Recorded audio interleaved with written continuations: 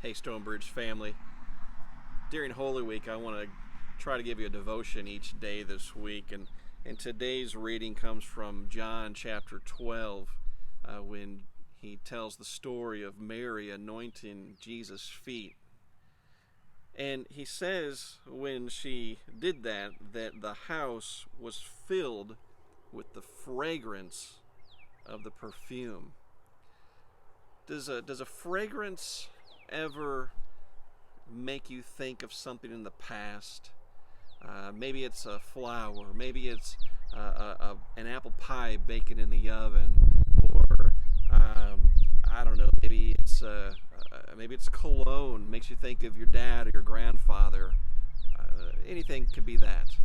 And I can imagine when John wrote his gospel years later, maybe he smelled a fragrance nearby, and it reminded him instantly of the fragrance of this perfume, and it transported him, and it took him back in time to this moment.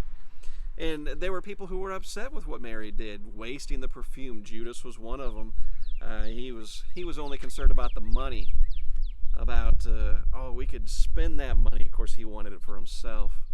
But Jesus said something very important. He said in verse 7, "Let her alone, so that she may keep it for the day of my burial." Now I bet, I just know that the disciples, when they heard him say that in that moment, it went right over their heads. They weren't thinking about it. And you can read the Gospels and see Jesus talking about his death, his upcoming crucifixion and resurrection. And he made it so clear. But in that moment, John and the disciples just completely missed it.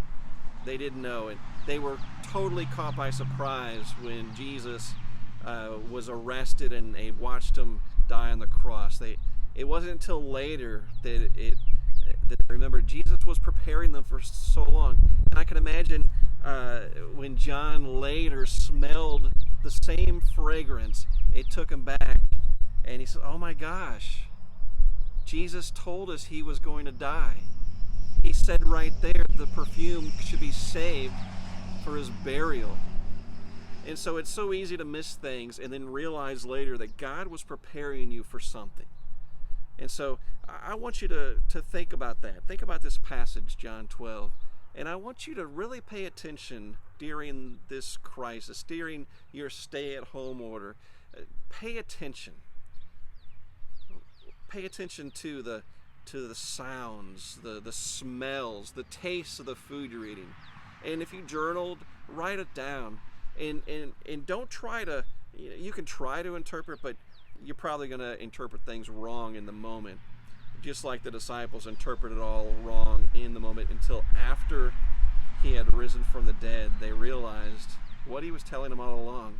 So God is telling you something, and it may take a while for you to really, truly get it, to grasp it.